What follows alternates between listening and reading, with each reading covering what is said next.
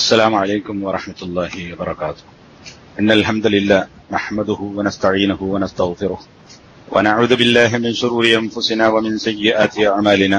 من يهده الله فلا مضل له ومن يضلل فلا هادي له. وأشهد أن لا إله إلا الله وحده لا شريك له وأشهد أن محمدا عبده ورسوله.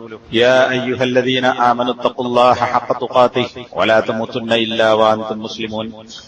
أما بعد فإن خير الحديث كتاب الله وخير الهدي هدي محمد صلى الله عليه وسلم وشر الأمور محدثاتها وكل محدثة بدعة وكل بدعة ضلالة وكل ضلالة في النار. സഹോദരന്മാരെ, സത്യവിശ്വാസികൾ, Sheikh Muhammad bin Abdul വഹാബിന്റെ കശ്ഫു ശുബ്ഹാത്ത് എന്ന് പറയുന്ന ഗ്രന്ഥമാണ് നാം വായിച്ചുകൊണ്ടിരിക്കുന്നത്. നബി സല്ലല്ലാഹു അലൈഹി വസല്ലമയുടെ കാലഘട്ടത്തിൽ മക്കയിലുണ്ടായിരുന്ന മുശ്രിക്കുകളെക്കാൾ അപകടം പിടിച്ച ശിർക്ക് ചെയ്യുന്ന ആളുകളാണ് ഷെയ്ഖിന്റെ കാലഘട്ടത്തിലുള്ള ഉണ്ടായിരുന്ന അള്ളാഹു അല്ലാത്തവരോട് ദുആ ചെയ്ത ആളുകൾ. എന്തുകൊണ്ടാണ് അവർ ഇക്കാലഘട്ടത്തിലെ മുശ്രിക്കുകളെക്കാൾ ഖുബൂരികളെക്കാൾ അപകടകാരികളായത് എന്നതിന്റെ രണ്ട് കാരണങ്ങൾ കഴിഞ്ഞ ക്ലാസ്സിൽ നാം മനസ്സിലാക്കുകയുണ്ടായി. അത് ഞാനിവിടെ ആവർത്തിക്കുന്നില്ല. ഷെയ്ഖ് പറയാത്ത ഒരു കാര്യം, ഇതേപോലെ ഗൗരവമേറിയ ഒരു കാര്യം മറ്റു ചില പണ്ഡിതന്മാർ വിശദീകരിച്ചതായി കാണാം. അതാണ് ഇന്ന് തുടക്കത്തിൽ വിശദീകരിക്കാൻ ഉദ്ദേശിക്കുന്നത്. അതായത്, മക്കയിലെ മുശ്രിക്കുകൾക്ക് റുബൂബിയ്യത്തിൽ ശിർക്കുണ്ടായിരുന്നില്ല. സൃഷ്ടാവും സംരക്ഷകനും പരിപാലകനും അള്ളാഹു മാത്രമാണ് എന്ന് മക്കയിലെ എല്ലാ മുശ്രിക്കുകളും അംഗീകരിച്ചിരിക്കുന്നു. ഇത് നമ്മൾ നേരത്തെ ഒരു ക്ലാസ്സിൽ വിശദീകരിച്ചിട്ടുണ്ട്. എത്രാമത്തെ ക്ലാസ് എനിക്കല്ല, തുടക്കത്തിലാണ്. ഈ ശുബ്ഹാത്തൊക്കെ തുടങ്ങുന്നതിന് മുമ്പുള്ള ക്ലാസ്സിൽ ആ കാര്യം പറഞ്ഞു പോയിട്ടുണ്ട്. കുറച്ചു കാര്യങ്ങൾ വിശുദ്ധ ഖുർആനിലെ ഒരുപാട് ആയത്തുകളിൽ നിന്ന് ആ കാര്യം വ്യക്തമാണ്. റുബൂബിയ്യത്ത് അത് അള്ളാഹുവിന് മാത്രം അവകാശപ്പെട്ടതാണ്, അതിൽ മറ്റാർക്കും യാതൊരു പങ്കുമില്ല എന്ന് നീ അവരോട് ചോദിച്ചു നോക്കൂ. ചോദിച്ചാൽ ലയഖൂലുന്ന, മുശ്രിക്കുകൾ പറയുക തന്നെ ചെയ്യും, ഒക്കെ ആരാ? എല്ലാം അള്ളാഹുവാണ്. എങ്കിൽ പിന്നെ എന്തുകൊണ്ടാണ് നിങ്ങൾ റബ്ബ് അള്ളാഹു എന്ന് അംഗീകരിക്കുന്ന നിങ്ങൾ എന്തുകൊണ്ടാണ് ഇബാദത്ത് അള്ളാഹുവിന് മാത്രം നൽകാത്തത് എന്ന ആശയമാണ് ഇത്തരം ആയത്തുകളുടെ അവസാനത്തിൽ അള്ളാഹു അവരോട് ചോദിച്ചിട്ടുള്ളത്. അപ്പൊ അവർക്ക് ശിർക്ക് സംഭവിച്ചത് ഉലൂഹിയത്തിൽ മാത്രമാണ്. ആരാധന, ദുആ അള്ളാഹുവിനും അള്ളാഹു അല്ലാത്തവർക്കും നൽകാം. ഇതിൽ തന്നെ രണ്ട് വ്യത്യാസങ്ങൾ, അല്ലെങ്കിൽ ഇന്നത്തെ ഖുബൂരികൾ മക്കയിലെ മുശ്രിക്കുകളെക്കാൾ കടുത്ത മുശ്രിക്കുകളാകാനുള്ള കാരണം, അതിലൊന്നാമതായി നമ്മൾ പറഞ്ഞിട്ടുള്ളത്, അടിയന്തര ഘട്ടങ്ങളിൽ മക്കയിലെ മുശ്രിക്കുകൾ അള്ളാഹുവിനോട് മാത്രമാണ് ദുആ ചെയ്തത്. എന്നാൽ നോർമൽ കേസുകളിൽ അള്ളാഹു അല്ലാത്തവരോട് ദുആ ചെയ്തു. അടിയന്തര ഘട്ടത്തിൽ അള്ളാഹുവിനോട് മാത്രം. എന്നാൽ ഇന്നത്തെ ഖുബൂരികളും സമസ്തക്കാരും ഷെയ്ഖിന്റെ കാലഘട്ടത്തിലുള്ള ആളുകളും അടിയന്തര ഘട്ടത്തിൽ ഔലിയാക്കന്മാരോടും നോർമൽ കേസിൽ അള്ളാഹുവിനോടും ദുആ ചെയ്യുന്നവരാണ്. അപ്പൊ അള്ളാഹുവിനോട് ദുആ ചെയ്യുക എന്നതിൽ തന്നെ ഇവർ മക്കാ മുശ്രിക്കുകളെക്കാൾ ബേക്കിലാണ്. ഇനി റുബൂബിയത്തിൽ പങ്കു ചേർക്കാത്ത മക്കാ മുശ്രിക്കുകൾ ഉലൂഹിയത്തിൽ പങ്കു ചേർത്തു. ദുആ പലർക്കും കൊടുത്തു. പക്ഷേ മുദബ്ബിറുൽ ആലം, സൃഷ്ടാവ് പരിപാലകൻ, അത് അള്ളാഹു മാത്രമാണ് എന്ന് വിശ്വസിച്ചു. എന്നാൽ ഇന്നത്തെ മുശ്രിക്കുകൾ എന്നാൽ സമസ്തക്കാരെ പോലെയുള്ള ശിർക്ക് ചെയ്യുന്ന ഖുബൂരികൾ, ഷെയ്ഖിന്റെ കാലഘട്ടത്തിലെ ആളുകൾ, അവരൊക്കെ കലിമ ചൊല്ലിയ, രണ്ട് സാക്ഷ്യവചനങ്ങളും ഉച്ചരിക്കുന്ന, ഇബാദത്തെടുക്കുന്ന, മുസ്ലിങ്ങളെന്ന് അവകാശപ്പെടുന്ന ആളുകളാണ്. അവരെക്കുറിച്ചാണ് മുശ്രിക്കുകൾ എന്ന് ഷെയ്ഖ് നേരത്തെ പലയിടങ്ങളിൽ ഈ ഗ്രന്ഥത്തിൽ പ്രതിപാദിച്ചിട്ടുള്ളത്. ആ അള്ളാഹു അല്ലാത്തവരോട് ദുആ ചെയ്യുന്ന മുശ്രിക്കുകൾ ഉലൂഹിയത്തിൽ മാത്രമല്ല റുബൂബിയത്തിലും ശിർക്ക് വെച്ചു. ഇതാണ് മൂന്നാമത്തെ കാരണം. അപ്പൊ മക്കയിലെ മുശ്രിക്കുകൾ ഒരിക്കലും റുബൂബിയത്തിൽ ശിർക്ക് വെച്ചിട്ടില്ല. അപ്പൊ നോക്കൂ, ഇതുകൂടി മനസ്സിലാക്കുമ്പോൾ വളരെ അപകടം പിടിച്ച, ഒരിക്കലും ഇസ്ലാമിന്റെ ഉള്ളിലേക്ക് ഒരു നിലക്കും പ്രവേശിച്ചിട്ടില്ലാത്ത, ഒരു നിലക്കും മുസ്ലിമായി പരിഗണിക്കാൻ പറ്റാത്ത ഒരു വർഗമാണ് ഈ ഖുബൂരികൾ എന്നതാണ് ഇതിലൂടെ നമുക്ക് മനസ്സിലാക്കാൻ സാധിക്കുന്നത്. കാരണം മക്കയിലെ മുശ്രിക്കുകൾ സൃഷ്ടാവും റിസ്ക് നൽകുന്നവനും ജീവിപ്പിക്കുന്നവനും മരിപ്പിക്കുന്നവനും മഴ വർഷിപ്പിക്കുന്നവനും ഒക്കെ അള്ളാഹു ആണ്, അതിൽ വേറെ ആർക്കും യാതൊരു പങ്കുമില്ല എന്ന് വിശ്വസിച്ചപ്പോൾ റിസ്ക് തരാനും ജീവിപ്പിക്കാനും മരിപ്പിക്കാനും അതുപോലെ തന്നെ ഹിദായത്തിലാക്കാനും സ്വർഗത്തിലാക്കാനും ഇതിനൊക്കെ ഔലിയാക്കളായ ആളുകൾക്ക് കഴിയും എന്ന് വിശ്വസിക്കുന്നവരാണ് ആധുനിക മുശ്രിക്കുകൾ. ഇതിന്റെ ഉദാഹരണമായി, റുബൂബിയത്തിലുള്ള ശിർക്കിന് ഉദാഹരണമായി ചില പണ്ഡിതന്മാർ വിശദീകരിച്ചിട്ടുള്ള കാര്യം, ഇത് ഞാൻ നേരത്തെയും ഒന്നോ രണ്ടോ സ്ഥലത്ത്, ഒന്ന് പെരിന്തൽമണ്ണ, അതിന്റെ മുമ്പ് വേറെ ഏതോ സ്ഥലത്തും ഈ ക്ലാസ് എടുത്തിട്ടുണ്ട്.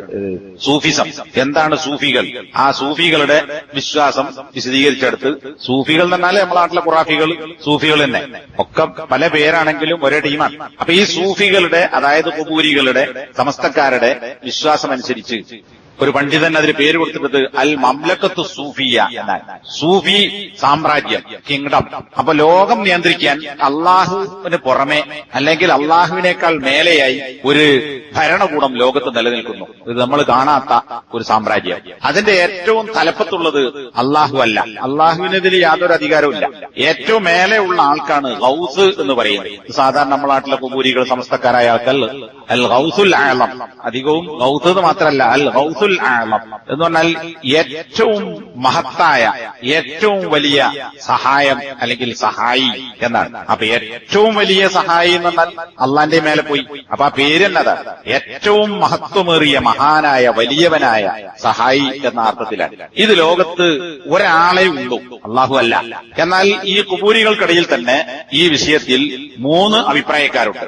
കാരണം പല പേരിൽ അറിയപ്പെടുന്ന കുബൂരികളുണ്ട്, മുശ്രിക്കുകളുണ്ട്, അവർക്ക് പ്രത്യേകം ശേഖുമാരുണ്ട്. അപ്പൊ പല വിഭാഗക്കാരും അവരുടെ നേതാവിനെ ആണ് ഈ അൽ ഗൗസുൽ ആളം എന്നതുകൊണ്ട് ഉദ്ദേശിക്കുന്നത്. അപ്പൊ ആ ഗ്രൂപ്പസിന്റെ ഭാഗമായി ലോകത്ത് അറിയപ്പെട്ട അക്കാലഘട്ടത്തിലെ പണ്ഡിതന്മാർ ഏകോപിച്ച് കാഫറാണ് എന്ന് വിധി പ്രസ്താവിച്ചിട്ടുള്ള കടുത്ത കുഫർ രേഖപ്പെടുത്തിയിട്ടുള്ള, എന്ന് പറഞ്ഞാൽ ഫിർഔനെ വരെ മുസ്ലിമാക്കിയ ആളാണ്. അങ്ങനെ തനി കുഫർ പറയുകയും എഴുതുകയും ചെയ്തിട്ടുള്ളവരാണ് ഇബ്നു അറബി എന്നറിയപ്പെടുന്ന ആൾ. ഇബ്നുൽ അറബി അല്ല, അലിഫ്ലാമില്ല, ഇബ്നു അറബി. ഇബ്നുൽ അറബി എന്ന് പറഞ്ഞാൽ സുന്നികളിൽപ്പെട്ട, അതായത് അഹ്ലുസുന്നത്തിൽപ്പെട്ട ഒരു പ്രഗത്ഭനായ പണ്ഡിതനാണ്. ഒരു അലിഫ്ലാമിന്റെ വ്യത്യാസം. ഇത് ഇബ്നു അറബി. ഈ ഇബ്നു അറബി എന്ന കടുത്ത ഖാഫറായി പ്രഖ്യാപിക്കപ്പെട്ട ആളാണ് ഈ ഗൗസുൽ ആളം എന്ന് അദ്ദേഹത്തിന്റെ സൂഫിസം അംഗീകരിച്ച ആളുകൾ അയാളെ കുറിച്ച് പറയുന്നു. രണ്ടാമതൊരാള് തിജാനിയാണ്. ഇത് മുമ്പ് 1-2 ലേഖനം എഴുതുകയും ഒരു ക്ലാസും ഞാൻ എടുത്തിരുന്നു ഈ തിജാനി തരീഖത്തിനെ സംബന്ധിച്ച്, ഒരു 4-5 കൊല്ലം മുമ്പ്. അന്ന് നമ്മുടെ കേരളത്തിൽ ഒരു ഖുറാഫി ഈ തിജാനി തരീഖത്ത് ഇവിടെ ഇറക്കുമതി ചെയ്യുകയും അതിനെക്കുറിച്ചുള്ള ക്ലാസുകളൊക്കെ എടുത്ത സമയത്താണ് അതിന് മറുപടിയായിട്ട് ആ ലേഖനവും ക്ലാസും നടത്തി. ചിലപ്പോൾ നിങ്ങൾ കേട്ടിട്ടുണ്ടാവും. ഈ തിജാനി എന്നും തീജാനി എന്നും വായിക്കാറുണ്ട്. അപ്പൊ ഈ തീജാനി എന്ന് പറയുന്നത് ഇബ്നു അറബിയെ പോലെ ജീലാനിയെ പോലെ അറിയപ്പെടുന്ന ഒരു തരീഖത്തിന്റെ ഇമാമാണ്. അപ്പൊ തീജാനിയാണ് അല്ലെങ്കിൽ തിജാനിയാണ് ഈ ഗൗസുൽ ആളം എന്ന് ആ തരീഖത്തിന്റെ ആളുകൾ വിശ്വസിക്കുന്നു. പിന്നൊന്ന് നമ്മുടെ നാട്ടിലെ സമസ്തക്കാർ അംഗീകരിക്കുന്ന ജീലാനി തരീഖത്താണ്, അതായത് അബ്ദുൽ ഖാദർ ജീലാനിയുടെ തരീഖത്ത്. അപ്പോ നമ്മുടെ നാട്ടിലെ സമസ്തക്കാരും ആ ജീലാനിയെ അള്ളാഹുവിനേക്കാൾ അപ്പുറത്തുള്ള ശക്തിയായി വിശ്വസിക്കുന്ന ആളുകളും അവകാശപ്പെടുന്നത് ഗൗസുൽ ആളം എന്ന് പറഞ്ഞാൽ ഏറ്റവും വലിയ സഹായി എന്ന് പറഞ്ഞാൽ അബ്ദുൽ ഖാദർ ജീലാനിയാണ്. അപ്പോ ഖുറാഫികൾക്കിടയിൽ സൂഫികൾക്കിടയിൽ തന്നെ ഈ 3 അഭിപ്രായങ്ങളുണ്ട്, 3 ആളുകളെ കുറിച്ച്. കാരണം 3 പാർട്ടിയാണ്, 3 തരീഖത്താണ്, 3 സൂഫിസമാണ്. അപ്പോ ഈ 3 ആളുകളും 3 കൂട്ടരും 3 ആളുകളെ കുറിച്ച് ഗൗസുൽ ആളം എന്ന് പറയുന്നു. അപ്പൊ ആരായാലും ശരി, ഇവിടെ ഏത് വിഭാഗക്കാരായാലും ഇബ്നു അറബിയെ കുറിച്ച് പറഞ്ഞാലും തിജാനിയെ കുറിച്ച് പറഞ്ഞാലും ജീലാനിയെ കുറിച്ച് പറഞ്ഞാലും 3ഉം അള്ളാഹുവിന്റെ മീതെ സഹായിയായി ഇങ്ങനെ ഒരാളുണ്ട് എന്നാണ് കുബൂരികളുടെ വിശ്വാസം. ഒന്നല്ലെങ്കിൽ വേറൊരാളെ കുറിച്ച്. ഇപ്പൊ നമ്മുടെ നാട്ടിലെ ഖുറാഫി സമസ്തക്കാരെ സംബന്ധിച്ചിടത്തോളം അവർ വിശ്വസിക്കുന്നത് ആരാണ്? അബ്ദുൽ ഖാദർ ജീലാനിയാണ് ഗൗസുൽ ആളം എന്നാണ്. ഇത് ഇവരുടെ പ്രഭാഷണങ്ങളിലൊക്കെ നമ്മൾ സാധാരണ കേൾക്കുന്ന ഒരു കാര്യമാണ്. ഈ ഗൗസുൽ ആളമാണ് ലോകത്തുള്ള എല്ലാ സൃഷ്ടികൾക്കും എല്ലാ കാലത്തും എല്ലാ സമയത്തും അവർക്ക് വേണ്ട എല്ലാ സഹായങ്ങളും ചെയ്തു കൊടുക്കുന്നത്. അതുപോലെ തന്നെ മുസീബത്തുകൾ, ശദായിദുകൾ, ആപത്തുകളും വിപത്തുകളും കഠിന പ്രയാസങ്ങളും ഒക്കെ ഉണ്ടാകുമ്പോ അവരുടെ താല്പര്യമെന്തോ ആഗ്രഹമെന്തോ അതൊക്കെ അവർക്ക് സാധിച്ച് നേടിക്കൊടുക്കുന്നതും ഈ ഗൗസുൽ ആളമാണ്. അതുകൊണ്ടാണല്ലോ ജീലാനി എന്ന് വിളിക്കുന്നത്. എപ്പോഴും സമസ്തക്കാരൻ ജീലാനി എന്ന് വിളിക്കാൻ കാരണം ജീലാനി എല്ലാം ശരിയാക്കി തരും, എല്ലാ മുസീബത്തും നീക്കും, എല്ലാ പ്രയാസവും നീക്കും, എല്ലാ ആഗ്രഹങ്ങളും നിറവേറ്റി തരും. ആരല്ല? അള്ളാഹു അല്ല. അല്ലെ, അള്ളാഹു ഉണ്ട് എന്ന് വിശ്വസിക്കുന്ന അള്ളാഹുവിനേക്കാൾ ഇതൊക്കെ പെട്ടെന്ന് സാധിച്ചു തരിക ആരാണ്? ജീലാനിയാണ്. അതുകൊണ്ടാണ് വല്ലാ നീലത്തിയെന്നും എന്നെ വിളിപ്പോർക്ക് വൈകൂടാതെ ഉത്തരം ചെയ്യും ഞാൻ എന്നവർ എന്ന് പറയുന്നത്. ഇതൊക്കെ ഞാൻ ഇവിടെ മുമ്പ് പറഞ്ഞിട്ടുള്ളതാണ്. വിളിച്ചാൽ ഉത്തരം കിട്ടുന്നത് അള്ളാഹുവിനേക്കാൾ ആരാണ്? മൊയ്തീൻ ശേഖനെ വിളിക്കലാണ്, അബ്ദുൽ ഖാദർ ജീലാനെ വിളിക്കലാണ്. ഇതൊക്കെ മലയാളത്തിൽ എഴുതി വെച്ചതാണ്, നമ്മുടെ നാട്ടിലെ സമസ്തക്കാർ എഴുതിയതാണ്. ഇനി ഈ ഗൗസുൽ ആളമിന്റെ താഴെ പ്രധാനമന്ത്രിക്ക് അല്ലെങ്കിൽ രാജാവിന്റെ കീഴിൽ പ്രധാനമന്ത്രി, അതുപോലെ തന്നെ മന്ത്രിമാർ, സഹമന്ത്രിമാർ, ക്യാബിനറ്റ് മന്ത്രിമാർ ഒക്കെ ഉള്ളതുപോലെ ഈ സൂഫി സാമ്രാജ്യത്തിലും ഇങ്ങനെ കുറെ ആളുകളുണ്ട്. ഗൗസുൽ ആളം എന്ന് പറയുന്ന ജീലാനി അല്ലെങ്കിൽ തിജാനി അല്ലെങ്കിൽ ഇബ്നു അറബി അയാളുടെ കീഴിൽ അഖ്താബുകളുണ്ട്. അഖ്താബ് എന്ന് പറഞ്ഞാൽ കുത്തുബ് എന്ന് പറഞ്ഞാൽ അച്ചുതണ്ട് എന്നാണ് അർത്ഥം. അപ്പൊ ഭൂമിന്റെ അച്ചുതണ്ടൊക്കെ നമ്മൾ സ്കൂൾ പഠിച്ചിട്ടുണ്ട്. അച്ചുതണ്ട് കേന്ദ്രബിന്ദു, അതിന്റെ ചുറ്റുമാണ് ഇങ്ങനെ കറങ്ങിക്കൊണ്ടിരിക്കുന്നത്. അപ്പൊ ഈ ലോകത്തിന്റെ അച്ചുതണ്ടുകളായി അറിയപ്പെടുന്ന ആളുകളാണ് കുത്തുബ് എന്ന് പറയുന്നത്. അതിന്റെ ബഹുവചനമാണ് അഖ്താബ്. ഇത് 7 ആളുകളാണ്. അപ്പോ ജീലാനിയുടെ അബ്ദുൽ ഖാദർ ജീലാനിയുടെ കീഴിൽ 7 കുത്തുബുകളുണ്ട്, 7 കേന്ദ്രബിന്ദുക്കളുണ്ട്. അവർക്കൊക്കെ പ്രത്യേകം ഡ്യൂട്ടികളും കാര്യങ്ങളൊക്കെ അവരുടെ ഗ്രന്ഥങ്ങൾ പരിശോധിച്ചാൽ കാണാം. ഇനി അഖ്താബ് കഴിഞ്ഞാൽ പിന്നെ ഔത്താദ് എന്ന് പറയുന്ന 3 അല്ലെങ്കിൽ 4, 2 അഭിപ്രായങ്ങളും അവരെ ഗ്രന്ഥം പരിശോധിച്ചാൽ കാണാം. ഇങ്ങനെ 3 or 4 ആളുകളുണ്ട്. ഔത്താദ്. വത്തിദ് എന്ന് പറഞ്ഞാൽ മലയാളത്തിന്റെ അതിന്റെ അർത്ഥം കുറ്റി, തറി. ഇപ്പൊ പശുവിനെ മൂരിനെ കെട്ടാൻ തറിയത്തില്ല നമ്മള്, നാട്ട. ഇതൊക്കെയാണ് വത്തിദ് തന്നെ. കുറ്റി, ആപ്പ്, പൂള്, ചീള് എന്നൊക്കെ പറഞ്ഞാൽ ഉറപ്പിച്ചെത്താൻ പറ്റുന്ന സാധനം. അപ്പൊ മതിൽ കെട്ടുമ്പോ കരിങ്കല്ല്, വലിയ കല്ല് ഇളകാതെക്കാൻ എന്താ ചെറിയൊരു പൂള വെച്ചു കൊടുക്കുക അല്ലെ, ആപ്പ്, പൂള് എന്നൊക്കെ പറയും. ഇതാണ് വത്തിദ്, കുറ്റി. ടെന്റ് കെട്ടാനൊക്കെ ഉപയോഗിക്കുന്ന തറികൾ ഒക്കെ. അപ്പൊ ഈ ആ വാക്ക് തന്നെ മനസ്സിലാവും. പർവ്വതങ്ങളെ അള്ളാഹു ഔത്താദാക്കിയിരിക്കുന്നു എന്ന് ഖുർആനിലുണ്ട്. ഇതാണ് ഭൂമി ഇളകിപ്പോകാതിരിക്കാൻ ആണികളാക്കി. എന്തിനെ? പർവ്വതങ്ങളെ. അതുപോലെ ഈ പ്രപഞ്ചത്തെ വ്യവസ്ഥാപിതമായി നിലനിർത്തുന്ന ആണിക്കല്ലുകളാണ് ഈ ഔത്താദുകൾ. 3, 4 ആളുകൾ. അഖ്താബ് കഴിഞ്ഞാൽ പിന്നെ അതിന്റെ താഴെ ഇവർ ജീവിച്ചിരിക്കുന്നവരാണ്. ഇവരിൽ ആരെങ്കിലും ഒരാൾ മരണപ്പെട്ടാൽ ഈ പ്രപഞ്ചത്തിന്റെ വ്യവസ്ഥയൊന്നായി തകർന്നു പോകും. എന്നാൽ ലോകം തന്നെ നശിച്ചു പോകും എന്നാണ് സൂഫികളുടെ വിശ്വാസം. കാരണം ഇതുപോലൊക്കെ നമ്മൾ ആണിയടിക്കുന്നുണ്ട്. ആണി പോയ പിന്നെ തിളകൂലേ, പലക കളകിപ്പോവും, കാലിളകും, പിന്നെ മറിഞ്ഞു വീഴും. അതുപോലെ ഈ പ്രപഞ്ചത്തെ ഉറപ്പിച്ചു നിർത്തുന്ന ആണിക്കല്ലുകളായ 3, 4 ഔത്താദുകളുണ്ട്. അത് കഴിഞ്ഞാൽ പിന്നെ അബ്ദാലുകൾ. ബദൽ എന്നാൽ പകരക്കാരൻ. നമ്മൾ ബദൽ എന്ന് മലയാളത്തിൽ ഉപയോഗിക്കുമല്ലോ, പകരം ഉള്ളത്, പകരം സ്ഥാനത്ത് വന്നത് അബ്ദാലുകൾ. ഈ അബ്ദാലുകൾ എന്ന് പറയുന്നത് 2, 3, 4 എന്നല്ല, 7 അല്ല, 40 ആളുകളുണ്ട്. ഇവർ ലോകത്തിന്റെ വിവിധ ഭാഗങ്ങളിൽ നിലകൊള്ളും. ഈ ആളുകളുടെ പണി പ്രപഞ്ചത്തിലെ കാര്യങ്ങൾ നിയന്ത്രിക്കുക, കൈകാര്യം ചെയ്യുക. തസറുഫ്, തദ്ബീർ. അപ്പൊ ഈ പ്രപഞ്ചത്തിലെ കാര്യങ്ങളൊക്കെ കൃത്യമായി പിന്നെ മലക്കൂത്തടക്കം അതൊക്കെ കൈകാര്യം ചെയ്യുന്നത് ഈ അബ്ദാലുകളാണ്. അതിന്റെ താഴെ 5ാമതായി നുജബ എന്ന് പറയുന്ന വേറൊരു ടീമുണ്ട്. നുജബ, നജീബ് എന്ന് പറഞ്ഞാലും അറബിയിലെ അർത്ഥം സമർത്ഥൻ, നിപുണൻ, കഴിവുറ്റവൻ എന്നൊക്കെയാണ്. അപ്പൊ ആ കഴിവുറ്റവർ എന്ന പേരിൽ അറിയപ്പെടുന്ന നുജബാക്കൾ എന്ന് പറയുന്നത് 70 ആളുകളുണ്ട്. 40 വിട്ടു, 70ആയി. ഈ 70 ആളുകൾ താമസിക്കുന്നത് ഈജിപ്തിലാണെന്നാണ് സൂഫികളുടെ വിശ്വാസം. ഈജിപ്ത് കേന്ദ്രമായി. ചില ആളുകൾ ഷാം ഒക്കെ പറഞ്ഞു കാണാൻ വ്യത്യസ്ത അഭിപ്രായങ്ങളെ കൂട്ടത്തിലുണ്ട്. ഇവരാണ് സൃഷ്ടികളുടെ എല്ലാ പ്രയാസങ്ങളും ഭാരങ്ങളും ഏറ്റെടുക്കുന്നത്. നമുക്കൊക്കെ എന്ത് ബുദ്ധിമുട്ടുണ്ടോ അതൊക്കെ ഏറ്റെടുത്ത് കൈകാര്യം ചെയ്യുന്നത് ഈ നുജബാക്കളാണ്. അത് കഴിഞ്ഞാൽ പിന്നെ 6ാമത്തെ ഒരു വിഭാഗമുണ്ട്. അതാണ് നുഖബാ എന്നറിയപ്പെടുന്നത്. നുഖബാ എന്നാൽ നേതാക്കന്മാർ എന്നാണ് അർത്ഥം.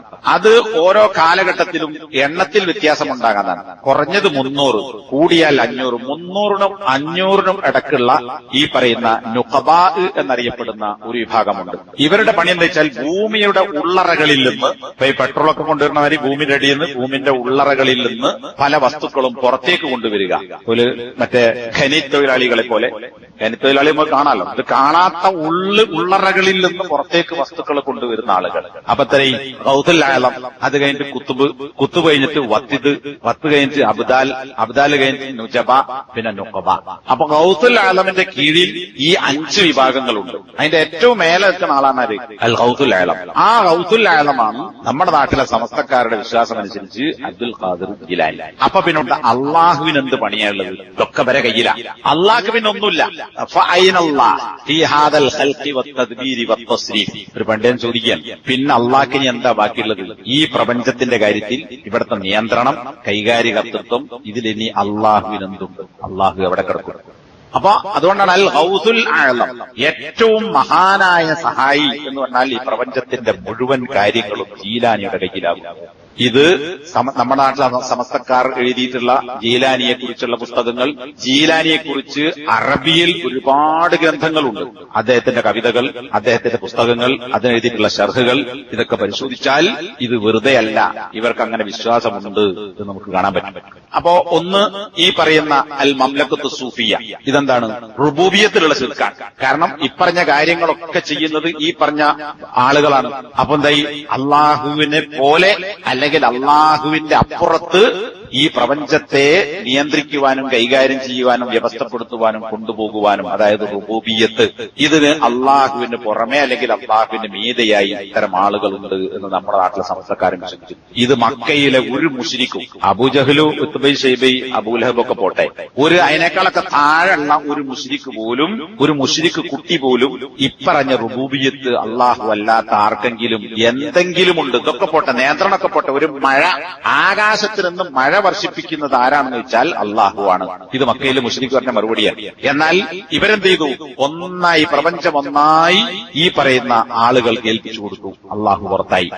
ഇനി നമ്മുടെ നാട്ടിൽ നബിദിനത്തിനും അല്ലാതെയും എനിക്കുണ്ട് ചില സ്ഥലങ്ങളിൽ മാസത്തിലൊരിക്കൽ ഈ ബുർദ വെയ്ത്ത് ചെല്ലുന്ന സമസ്തക്കാരുടെ ചില കേന്ദ്രങ്ങളുണ്ട്. ഞാൻ അടുത്തവിടെ ഒരു ബോർഡ് കണ്ടു. മാസത്തിൽ ഏതോ ഒരു ഒന്നാണിയ 4 എല്ലാ ആഴ്ചയിലാണെന്ന് മറന്നുപോയി, ഒരു ബോർഡിൽ എഴുതിയിട്ടുണ്ട്. ഇതിന്റെ മജ്ലിസ് പള്ളിയിൽ വെച്ച് നടത്തുന്നു.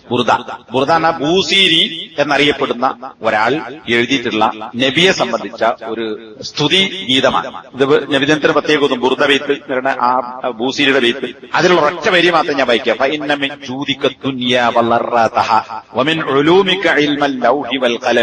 നബിയെ, നിങ്ങളുടെ ഔദാര്യത്തിൽപ്പെട്ടതാണ് ഈ ദുനിയാവും അതിന്റെ ലറത്തും. ലറ എന്ന് പറഞ്ഞാൽ അറബിയിൽ സാധാരണഗതിയിൽ ഉപയോഗിക്കുക രണ്ടാം ഭാര്യ, അല്ലെങ്കിൽ ചക്കളത്തി. ചക്കളത്തിക്ക് ഒരു ചക്കളത്തി കൂടുള്ള ഒരാളുടെ മറ്റു ഭാര്യക്കാണ്. അപ്പൊ ഇവിടെ ലറ എന്ന് പറഞ്ഞാൽ ജൂദിക്ക ദുനിയാവ ലറതഹ, ദുനിയാവും പിന്നെ അതിന്റെ ലറത്ത് പരലോകവും നബിയെ നിങ്ങളുടെ ഔദാര്യമാകും. ഔദാര്യത്തിൽപ്പെട്ടതാണ്. ഔദാര്യം വേറെയും കുറെ ഉണ്ട്, അതിൽ പെട്ട 2 ഈ പ്രപഞ്ചം. അപ്പൊ ദുനിയാവും പരലോകവും രണ്ടും ആരുതാ? നബിന്റെ ഔദാര്യമാണ്, നബിന്റെ ജൂതാണ്. പിന്നെ വമിൻ ഉലൂമിക്ക, നിങ്ങളുടെ നബിയെ നിങ്ങളുടെ അറിവിൽപ്പെട്ടതാണ് ലൗഹുൽ മഹ്ഫൂദ്, അള്ളാഹുവിന്റെ ആകാശലോകത്ത് രേഖപ്പെടുത്തപ്പെട്ടിട്ടുള്ള ആ ഫലകം, അതിലുള്ള കാര്യങ്ങൾ. ലൗഹുൽ മഹ്ഫൂദിലുള്ള ഇൽമ്, പേനയുടെ, അതായത് അള്ളാഹു പേനയെ സൃഷ്ടിച്ചു, പേനയോട് എഴുതാൻ വേണ്ടി പറഞ്ഞു. എന്ത് എഴുതണമെന്ന് ചോദിച്ചു പേന. അള്ളാഹു മറുപടി പറഞ്ഞു, ഖിയാമത്ത് നാൾ വരെ ഉള്ള കാര്യങ്ങളൊക്കെ എഴുതണം. അപ്പൊ അത് അള്ളാഹു അറിയിച്ചു കൊടുത്തതനുസരിച്ച് പേന അത് മുഴുവൻ രേഖപ്പെടുത്തി എന്നാണ് സൂറത്തുൽ ഖലം, വൽ നൂൻ വൽ ഖലം. അപ്പൊ ആ പേന ഈ കാര്യങ്ങളൊക്കെ എഴുതി രേഖപ്പെടുത്തി. എന്നാ ഇവിടെ എന്താ പറയണത്? നബി സല്ലല്ലാഹു അലൈഹി വസല്ലമക്ക് ലൗഹുൽ മഹ്ഫൂദിൽ രേഖപ്പെടുത്തപ്പെട്ട എന്തെല്ലാം ഇൽമുണ്ടോ അതുപോലെ തന്നെ അള്ളാഹുവിന്റെ പേന അവന്റെ അള്ളാഹുവിന്റെ കൽപ്പന അനുസരിച്ച് എഴുതി എന്തെല്ലാം കാര്യങ്ങളുണ്ടോ അതൊക്കെ മിൻ ഉലൂമിക, നബിയെ നിങ്ങളുടെ അറിവിൽപ്പെട്ടതാകും. അപ്പോ നബിക്ക് അറിയാത്ത ഒരു കാര്യവും ഈ ലോകത്തും ആകാശലോകത്തുമില്ല. ദുനിയാവും ആഖിറവും നബിയുടേതാണ്. ഷെയ്ഖ് മുഹമ്മദ് ബിൻ സാലിഹ് അൽ ഉസൈമീൻ അദ്ദേഹത്തിന്റെ കിതാബ് തൗഹീദിന്റെ ഷർഹുണ്ട്, അൽ ഖൗലുൽ മുഫീദ് അലാ കിതാബി തൗഹീദ് എന്ന് പറയുന്ന 2 വാള്യത്തിലുള്ള ഷർഹ്. ആ ഷർഹിൽ അദ്ദേഹം വിശദീകരിക്കുന്നിടക്ക് ഈ പദ്യം കൊടുത്തിട്ട് വിശദീകരിച്ചൊരു കാര്യം ഞാനവിടെ വായിക്കാം. ഖാല ഇബ്നു റജബ് വഗൈറുഹു, ഇബ്നു റജബും ഹാഫിദ് ഇബ്നു റജബ് അൽ ഹംബലി പണ്ഡിതനാണ്. അദ്ദേഹവും അതുപോലെയുള്ള വേറെയും പല ആളുകൾ പറഞ്ഞ ഒരു കാര്യം, ഇന്നഹു ലം യത്റുക് ലില്ലാഹി ശൈഅൻ മാ ദാമത്തി ദുനിയ വൽ ആഖിറ മിൻ ജൂദി റസൂൽ സല്ലല്ലാഹു അലൈഹി വസല്ലം. ഈ ദുനിയാവും ആഖിറവും നബി സല്ലല്ലാഹു അലൈഹി വസല്ലമയുടെ ഔദാര്യത്തിൽ പെട്ടതാക്കിയ കാലമത്രയും കാലത്തോളം അള്ളാഹുവിന് ഒന്നും ഇയാൾ വിട്ടിട്ടില്ല. ആര്? ഈ കവിത പാടിയ ബൂസീരി പറഞ്ഞ എന്താ? ദുനിയാവും ആഖിറവും നബിയുടെ ഔദാര്യത്തിൽപ്പെട്ടതാണ്. അങ്ങനെ പാടി ആ വിശ്വാസം നിലനിൽക്കുന്നിടത്തോളം കാലം അള്ളാഹുവിന് ഇനി ഒന്നും ഇവിടെ ബാക്കിയാക്കി വെച്ചിട്ടില്ല. അള്ളാഹ്ക്കൊന്നുമില്ല, ഒക്കെ നബിയുടേതാണ്. കാരണം ദുനിയാവും പോയി ആഖിറവും പോയി, പിന്നെ അള്ളാഹ് എന്താ? വനശ്ഹദു അന്ന മൻ യഖൂലു ഹാദാ മാ ശഹിദ അന്ന മുഹമ്മദൻ അബ്ദുല്ലാഹ്. നമ്മളിത് അവിടെ ഉറപ്പിച്ച് സാക്ഷ്യപ്പെടുത്തി പറയുന്നു, ഇങ്ങനെ ഒരുത്തൻ പറഞ്ഞാൽ നമ്മുടെ നാട്ടിലെ സമസ്തക്കാർ മുഴുവൻ ഇത് പാടുന്നവരും കേൾക്കുന്നവരും സദസ്സിൽ പങ്കെടുക്കുന്നവരും അതിന് പൈസ കൊടുക്കുന്നവരും അതിന്റെ പോരിശ മനസ്സിലാക്കി അത് ആസ്വദിക്കുന്നവരും അനുഭവിക്കുന്നവരും ചെയ്യുന്നവരൊക്കെയാണ്.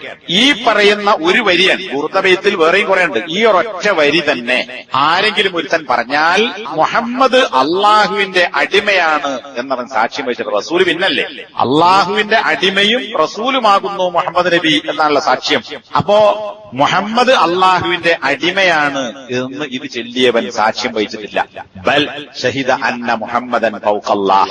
മുഹമ്മദ് അള്ളാഹുവിന്റെ അടിമയ അല്ല എന്ന് മാത്രമല്ല, അള്ളാഹുവിന്റെ മീതെയാണ് മുഹമ്മദ് നബി എന്നാണ് ഇത് ചൊല്ലുന്നവൻ സാക്ഷ്യം വഹിച്ചത്. അപ്പൊ നമ്മുടെ നാട്ടിലെ സമസ്തക്കാരൻ മുഹമ്മദ് നബിയെ അള്ളാഹുവിന്റെ മീതെ കൊണ്ടുപോയി വെച്ചു. കാരണം അതൊക്കെ റുബൂബിയത്ത്, ദുനിയാവ് എന്ന് പറയുന്നത് റുബൂബിയത്തെപ്പെട്ട കാര്യമാണല്ലോ. പരലോകം തന്നെ. അപ്പൊ ഇതൊക്കെ അള്ളാഹിന്റെ അടുത്ത് നിന്ന് മാറ്റിയിട്ട് നബിക്ക് കൊടുത്തു. അപ്പൊ നബി അള്ളാഹുവിനേക്കാൾ മേലെയായി. കൈഫ യസിലു ബിഹിമുൽ ഗുലുവ്വു ഇലാ ഹാദൽ ഹജ്ജ്.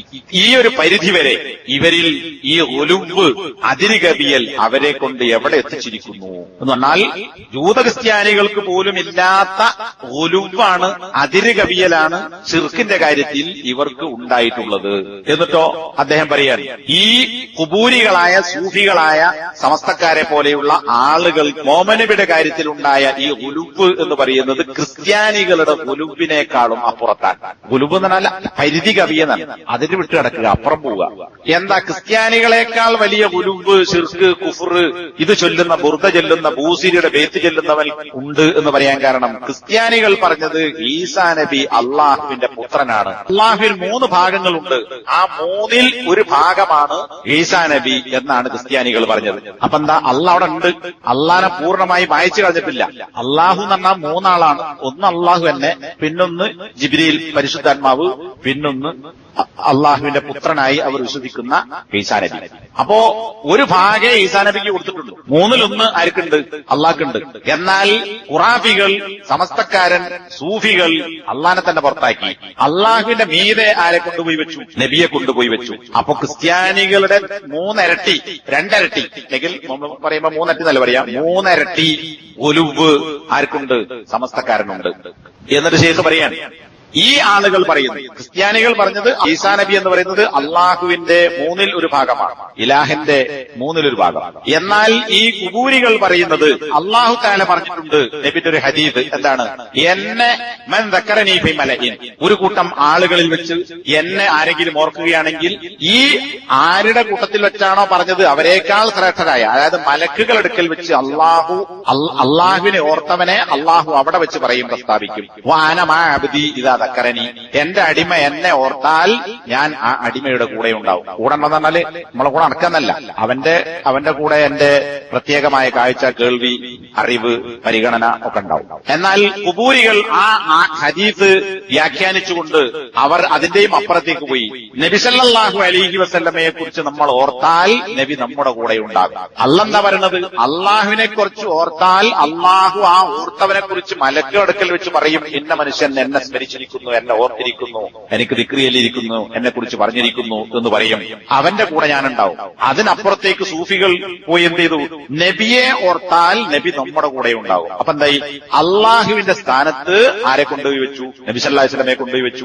ഇതുകൊണ്ടാണ് നബിദിനത്തിന്റെ ലൈലത്തുൽ മൗലിദ് ഓതുന്ന ദിവസം ഈ ബൂസീരിയുടെ ഈ കെട്ടുകഥ വായിക്കുന്നവൻ നബി സല്ലല്ലാഹു അലൈഹി വസല്ലമയുടെ പേരിനെ കുറിച്ച് പരാമർശിക്കുമ്പോൾ ഖാമു ജമീഅൻ ഖിയാമ റജുലിൻ വാഹിദ്, ഒരു 100 ആളുണ്ടെങ്കിൽ 100 ആളും കൂടി ഒരാൾ എഴുന്നേൽക്കുന്നത് പോലെ എന്ന് പറഞ്ഞാൽ ഒറ്റയടിക്ക്, അതിലെ വ്യത്യാസമല്ല, ഒരേ വേഗതയിൽ ഒറ്റ സ്റ്റെപ്പിൽ ആ സദസ്സിലുള്ള മുഴുവൻ ആളുകളും എഴുന്നേറ്റ് നിൽക്കുന്നു. എന്തിനാ എഴുന്നേൽക്കുന്നത്?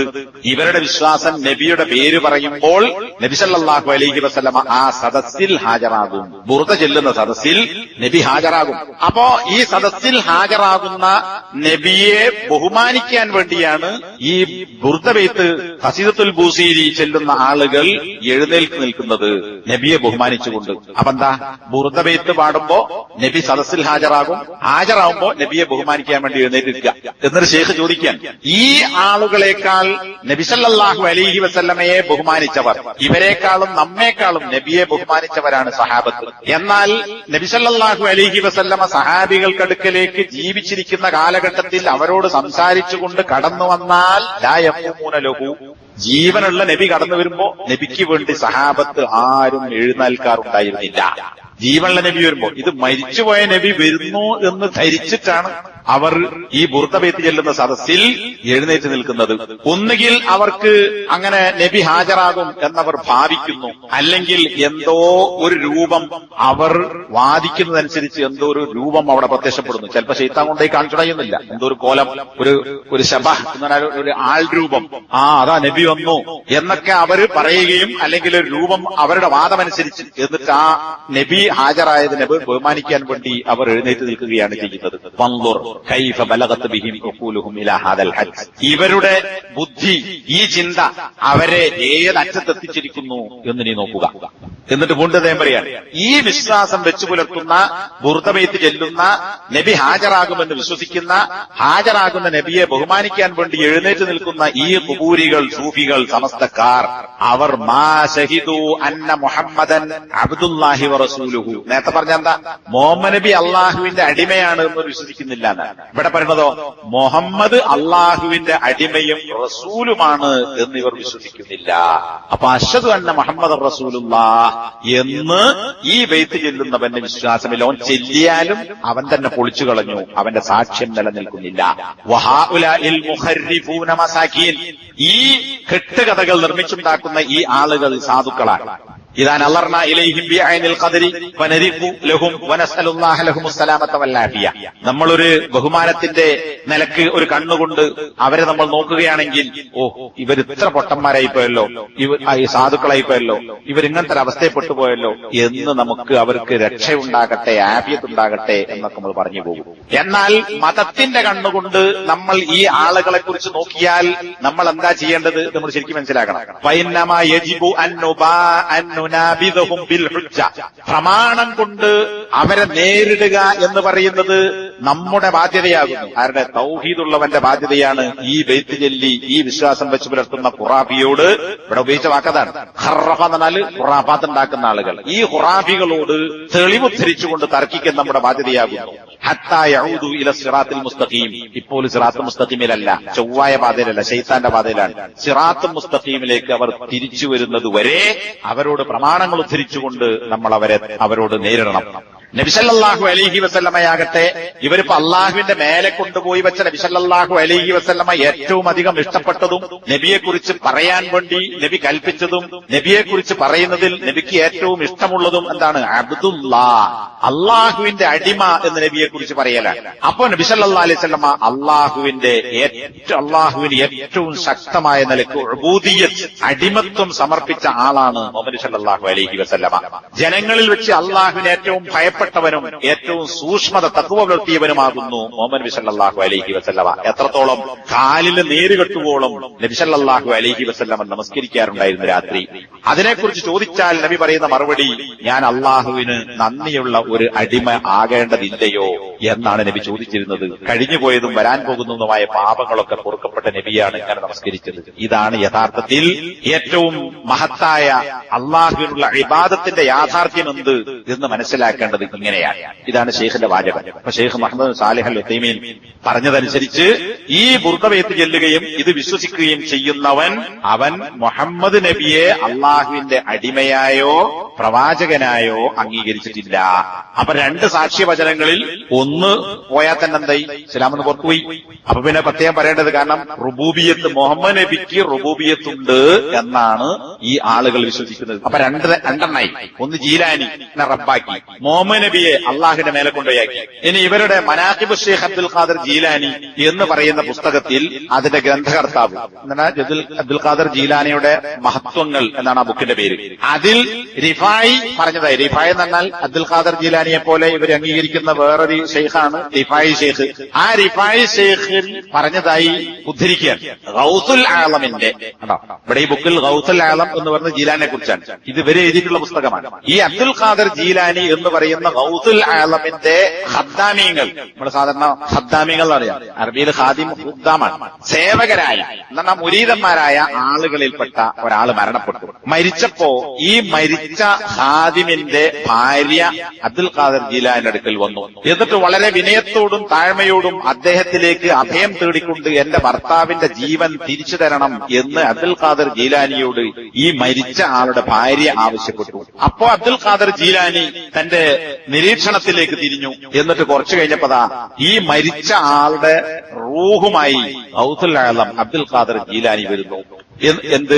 ഈ മരിച്ച ഭർത്താവിന്റെ പെണ്ണിന്റെ ഭർത്താവിന്റെ റൂഹുമായി വന്നിട്ട് അത് ആരിൽ നിന്നാണ് കൊണ്ടുവരുന്നത്? മലക്കുൽ മൗത്തിന്റെ മേൽ അബ്ദുൽ ഖാദർ ജീലാനി അദ്ദേഹത്തിന്റെ അധികാരം ഉപയോഗപ്പെടുത്തി നിർത്തിക്കൊണ്ട് വാങ്ങിക്കൊണ്ടുവന്നതാണ്. ഈ മാലപ്പാട്ടിൽ അസ്രായേൽ എന്നാണ്. അസ്രായേൽ എന്നിട്ടൊരു മലക്കില്ല, അത് ഖുർആനിലോ ഹദീസിലോ ഇല്ലാത്തൊരു പേരാണ്. അസ്രായേൽ എന്ന പേര് മലക്കുൽ മൗത്താണ്. അപ്പൊ റൂഹിനെ പിടിക്കുന്ന മരണത്തിന്റെ മലക്കുകളിൽ നിന്ന് റൂഹിനെ പിടിച്ചുകൊണ്ടുപോയ കൊട്ട തട്ടിയ സംഭവമൊക്കെ ഈ മാലപ്പാട്ട് പറയുന്നത് പല മാലപ്പാട്ടുകളിൽ. അപ്പൊ ഇവിടെ എന്താണ്, ഒരാൾ മരിച്ചിട്ട് അള്ളാഹുവിന്റെ ഖദറനുസരിച്ച് മരിച്ച് മലക്കുകൾ പിടിച്ചുകൊണ്ടുപോയ റൂഹ് തിരികെ കൊണ്ടുവന്ന് തന്റെ മുരീദിന് ജീവൻ കൊടുത്തു. അതെന്താ റുബൂബിയ്യത്താണ് അബ്ദുൽ ഖാദർ ജീലാനിയെ കുറിച്ച്. ഇനി ഇതുപോലെ തന്നെ മആരിജുൽ അൽബാബ് എന്ന് പറയുന്ന ഒരു പുസ്തകത്തിൽ അവരിൽപ്പെട്ട ആളുകൾ രേഖപ്പെടുത്തിയതായി ഇങ്ങനെ കാണാം. ഷെയ്ഖിനെ വിളിക്കാൻ വലിയനെ, അതായത് ഈ പറയുന്ന ഷെയ്ഖന്മാരെപ്പെട്ട ഒരാളെ, യാ ഖാലിഖൽ വലദ് അല്ലദീ തഖ്ലുഖുഹു മത്ഹൂറുൻ, കുട്ടികളെ സൃഷ്ടിക്കുന്ന വലിയേ. ഇത് കുട്ടികളെ തരുന്നത് അല്ലാഹു അല്ല, വലിയനോ പറയാൻ, കുട്ടികളെ തരുന്ന വലിയേ, നിങ്ങൾ സൃഷ്ടിക്കുന്ന കുട്ടികളൊക്കെ പരിശുദ്ധിയുള്ളവരാകുന്നു. അതുപോലെ തന്നെ വേറൊരുത്തൻ വലിയനെ വിളിക്കുന്നത് യുഹിയിൽ മൗത്ത, അയാൾ മരിച്ചവരെ ജീവിപ്പിക്കും. അതുപോലെ തന്നെ എന്നെന്നും ജീവിച്ചിരിക്കുന്ന ആളാകുന്നു, മരിക്കാത്ത ആളാണ് എന്നൊക്കെ വലിയനെ കുറിച്ച് രേഖപ്പെടുത്തിയത് ഈ പറയുന്ന മആരിജുൽ അൽബാബ് എന്ന് പറയുന്ന പുസ്തകത്തിൽ കാണാം. ഇനി അവിടെ നിന്നൊക്കെ ഇങ്ങോട്ട് വന്നാൽ അപ്പൊ എന്താ, ഈ ഗൗസ് അബ്ദുൽ ഖാദർ ജീലാനി, പിന്നെ മുഹമ്മദ് നബി, പിന്നെ അതല്ലാത്ത വലിയകൾ, ഇവരെ കുറിച്ചൊക്കെ വലിയ വിശ്വാസമുണ്ട്. ഇനി അബ്ദുൽ ഖാദർ ജീലാനിയെ കുറിച്ച് ഞാൻ വെറുതെ ഒന്ന് മനസ്സിലാക്കാൻ വേണ്ടിയിട്ട് അദ്ദേഹത്തിന്റെ ഫുതൂഹുൽ ഗൈബ് എന്ന് പറയുന്ന ഒരു ഗ്രന്ഥമുണ്ട്. ഫുതൂഹുൽ ഗൈബ്, അതിൽ തൗഹീദിന്റെ ഒക്കെ വചനങ്ങളുണ്ട്. നമ്മളെ പണ്ഡിതന്മാരൊക്കെ ഉദ്ധരിക്കാറുണ്ട്. ഫുതൂഹുൽ ഗൈബിൽ ഇങ്ങനെ പറഞ്ഞിട്ടുണ്ട്, നിങ്ങൾ പറയുന്നത് പോലെയല്ല. അബ്ദുൽ ഖാദർ ജീലാനി ഇവരീ പറയുന്ന വിശ്വാസമുള്ള ആളല്ല. അദ്ദേഹത്തെ കുറിച്ച് ഫഖീഹ്, പണ്ഡിതനും ഹംബലി മദ്ഹബുകാരനും നല്ല മനുഷ്യനുമായിട്ടാണ് ഉലമാക്കൾ രേഖപ്പെടുത്തിയിട്ടുള്ളത്. ഇതൊക്കെ കെട്ടുകഥകളാണ് അദ്ദേഹത്തെ കുറിച്ച് ആളുകൾ ഉണ്ടാക്കിയത്. ഈ ഫുതൂഹുൽ ഗൈബ് എന്ന് പറയുന്ന അദ്ദേഹത്തിന്റെ പുസ്തകത്തിന്റെ അവസാനത്തിൽ കുറെ കവിതകൾ എഴുതി ചേർത്തത് കാണാം. ഷെയ്ഖ് പാടി എന്ന് പറഞ്ഞിട്ടാണ്, ആരോ എഴുതി ചേർത്താണ്, അദ്ദേഹത്തിന്റേതാണ് എന്ന് ഒരിക്കലും വിശ്വസിക്കാൻ കഴിയില്ല.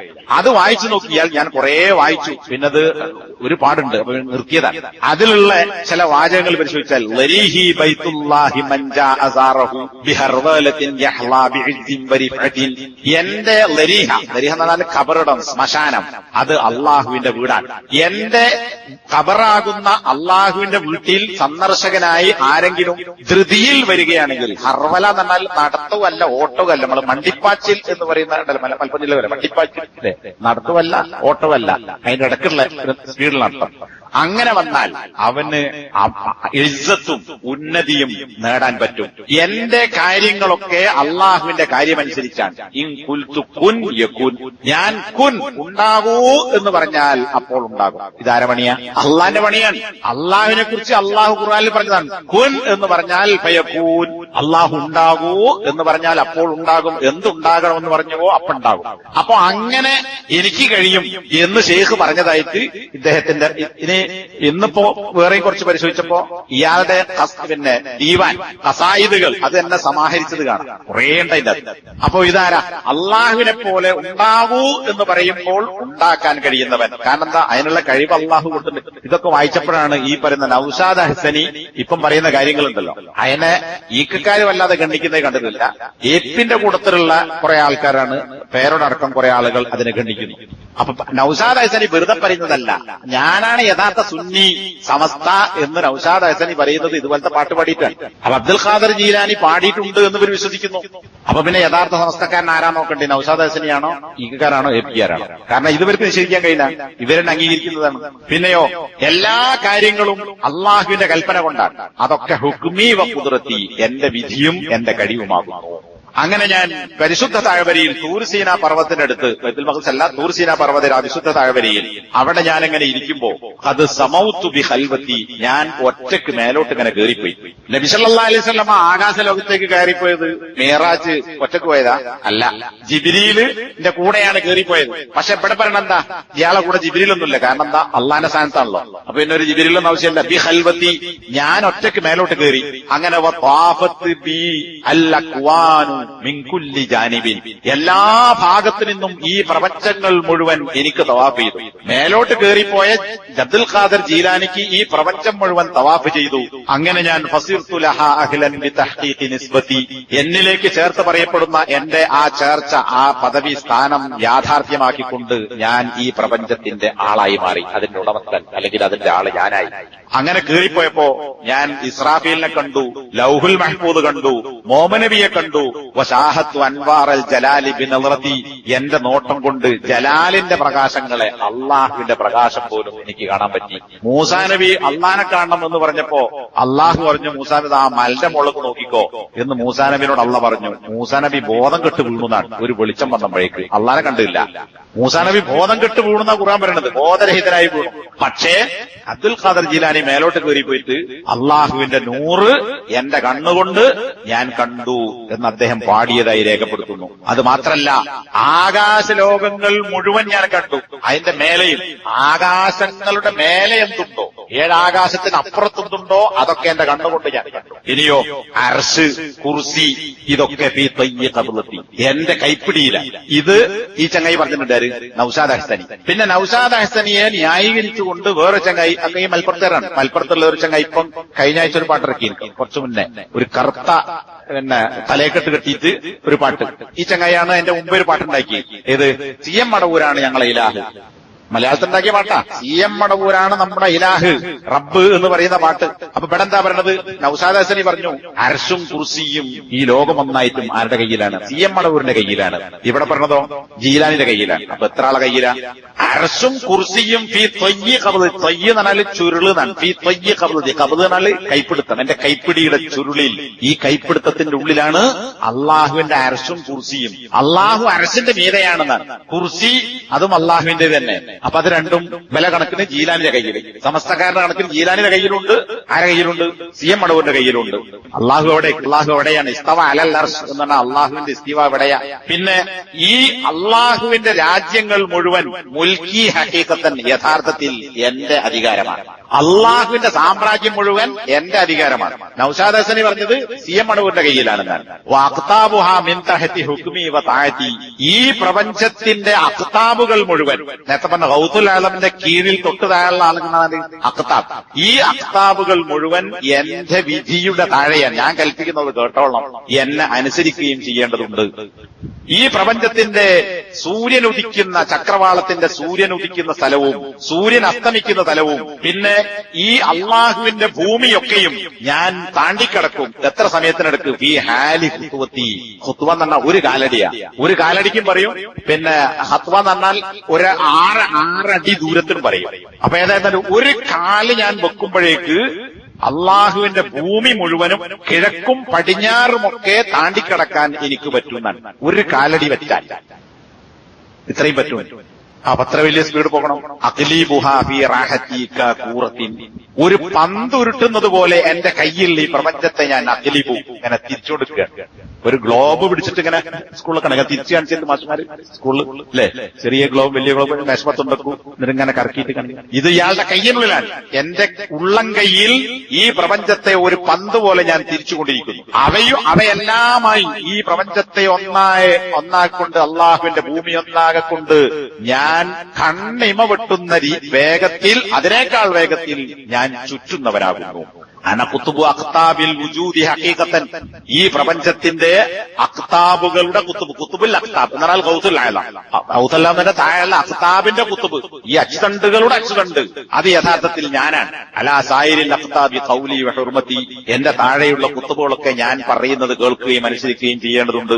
അതുകൊണ്ട് തവസ്സൽ ബിനാ ഫീ കുല്ലി ഹൗലിൻ വ ശിദ്ദത്തിൻ, എല്ലാ പേടിയും അതുപോലെ തന്നെ പ്രയാസങ്ങളും ഉണ്ടാകുമ്പോൾ നിങ്ങൾ എന്നോട് തവസ്സുലാക്കിക്കോളൂ. ആര്? അബ്ദുൽ ഖാദർ ജീലാനി പറഞ്ഞു എന്നാണ്. ഏതൊരു സ്ഥലത്തും എവിടെയും എന്റെ ഹിമ്മത്ത് കൊണ്ട് ഞാൻ നിന്നെ സഹായിക്കും. എന്റെ മുരീദിന് അവൻ പേടിക്കുന്ന കാര്യത്തിൽ നിന്നൊക്കെ സംരക്ഷണം നൽകുന്നവൻ ഞാനാകുന്നു. എല്ലാ ഷർറിൽ നിന്നും ഫിത്നയിൽ നിന്നും അവരെ കാക്കുന്നവന് ഞാനാകുന്നു. മുരീദി ഇതാക്കാന ശർഖൻ വ മഗ്രിബ, എന്റെ മുരീദ് എന്നാൽ അബ്ദുൽ ഖാദർ ജീലാനിൽ വിശ്വസിക്കുന്നവൻ കിഴക്കായാലും ശരി പടിഞ്ഞാറായാലും ശരി, ഈ